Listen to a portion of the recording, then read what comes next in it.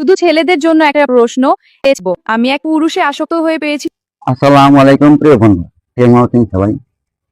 আমিও ভালো আছি। আমি জানি যে আমি একজন পুরুষ হিসাবে এক নারীতে সন্তুষ্ট, কিন্তু এই বোন কি বলতেছে একটু শুনুন। শুধু ছেলেদের জন্য একটা প্রশ্ন। এক নারীতে আসক্ত হয়ে আপনি কি পেয়েছেন, ভালোবাসা নাকি শেষ পর্যন্ত কষ্ট? সাহস থাকলে সত্যি কমেন্টে বলুন, আমি দেখব। আমি এক পুরুষে আসক্ত হয়ে পেয়েছি শুধু কলঙ্ক, হয়েছি স্বামীহারা। আজও জানি না আমার জীবনে আর কেউ আসবে কিনা।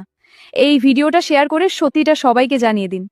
প্রিয় বন্ধুরা, আপনারা শুনেছেন আপু কি বলল।